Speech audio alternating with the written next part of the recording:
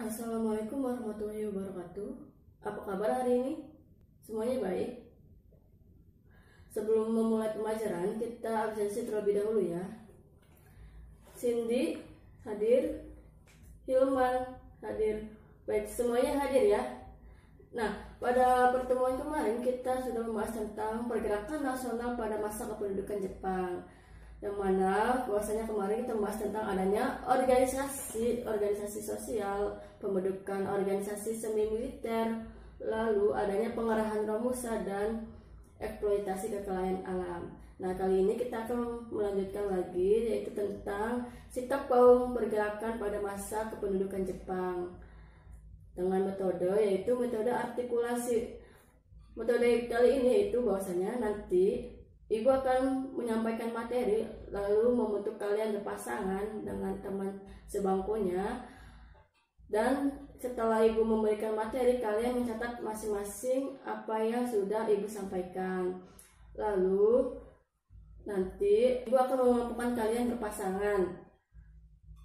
Setelah Ibu menjabarkan materinya, si pasangan kalian nanti ada yang sebagai pembicara dan satu laginya sebagai pendengar.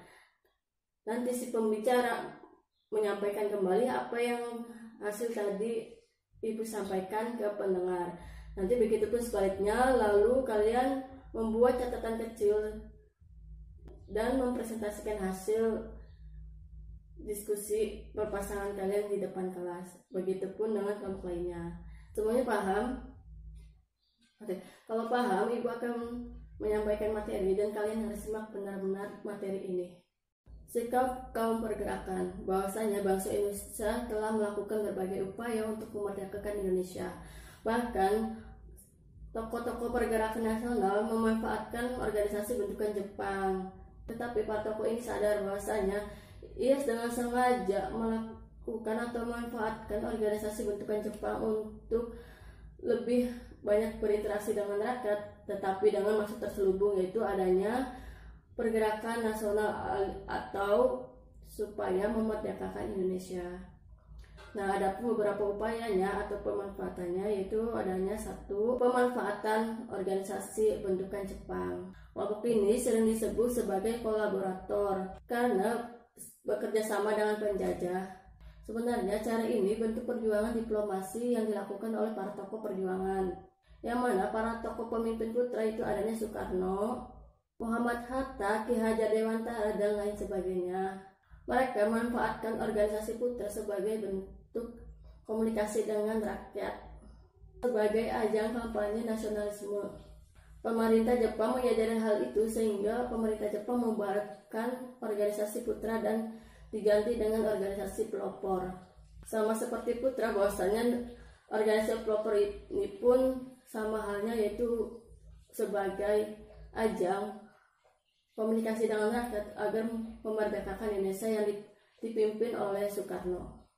Yang kedua yaitu adanya gerakan bawah tanah. Larangan partai politik berdiri pada zaman Jepang mengakibatkan para tokoh perjuangan melakukan gerakan bawah tanah. Bahwasanya gerakan bawah tanah itu merupakan kegiatan-kegiatan tidak resmi tanpa sepengetahuan Jepang, atau gerakan bawah tanah ini yaitu adanya gerakan sembunyi-sembunyi. Dalam melakukan perjuangan, bahwasanya mereka selalu melakukan konsolidasi menuju Indonesia merdeka. Lalu yang ketiga adanya perlawanan bersenjata. Di samping perlawanan yang dilakukan para tokoh dengan memanfaatkan organisasi bentukan Jepang dan gerakan bawah tanah, adapun perlawanan bersenjata yang dilakukan oleh bangsa Indonesia.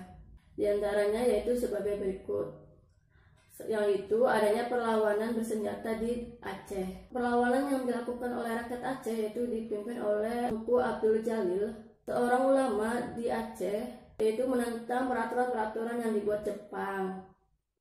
Pada tanggal 10 November 1942 ia melakukan perlawanan, namun dalam perlawanan tersebut ia tertangkap dan diadili oleh Jepang.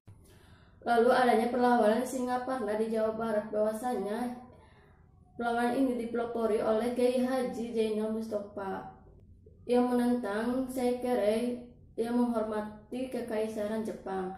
Pada tanggal 24 Februari 1944, perlawanan ini meletus perlawanan pada tentara Jepang. Haji Jenderal Mustafa dan pengikutnya tertangkap tentara Jepang lalu diadili. Lalu adanya perlawanan Indramayu di Jawa Barat. Pada bulan Juli 1944, rakyat Lobener dan Sindang Indramayu melakukan pemberontakan terhadap pemerintah Jepang. Para petani yang dipimpin oleh Haji Madrian ini menolak pungutan padi yang terlalu tinggi yang dilakukan oleh pemerintah Jepang. Akan tetapi pada akhirnya perlawanan mereka dipadamkan oleh Jepang.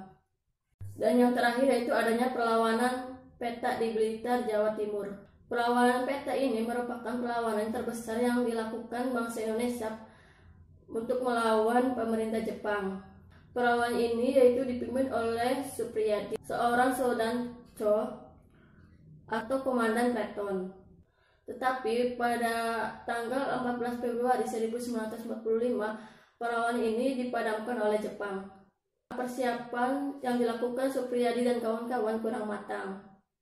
Lalu para pejuang yang tertangkap diadili oleh Jepang di mahkamah militer di Jakarta. Beberapa di antaranya yaitu dihukum mati, seperti Dr. Ismail, Muradi, Suparyono. Namun Supriyadi yang sebagai pemimpin tidak tahu keberadaannya.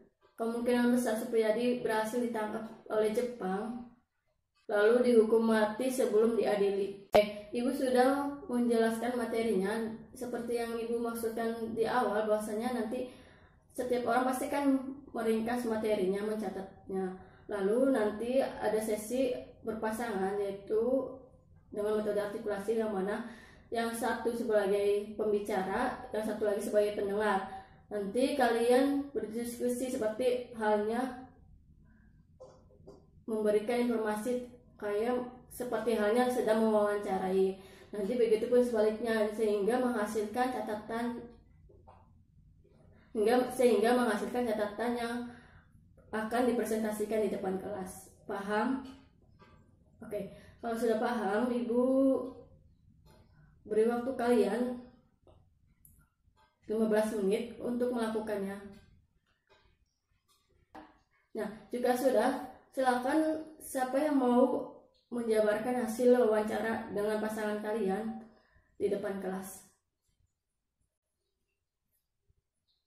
Baik, silakan. Bahwasanya sikap pergerakan memanfaatkan organisasi bentukan Jepang dan adanya gerakan bawah tanah dan juga melakukan perlawanan bersenjata untuk memerdekakan Indonesia. Bahwasanya kesimpulan dalam materi kali ini yaitu adanya sikap pergerakan bangsa Indonesia memanfaatkan organisasi-organisasi bentukan Jepang, sebab para tokoh perjuangan ini sadar bahwasanya Jepang tetaplah penjajah, sehingga para tokoh ini memanfaatkan organisasi bentukan Jepang. Bahwasanya ini sebagai batu loncatan untuk membuat Indonesia merdeka. Nah, baik, pelajaran kali ini alangkah lebih baiknya lagi kita berdoa sesuai kepercayaan masing-masing. Dimulai. Oke, cukup. Sampai jumpa pada pertemuan berikutnya. Wassalamualaikum warahmatullahi wabarakatuh.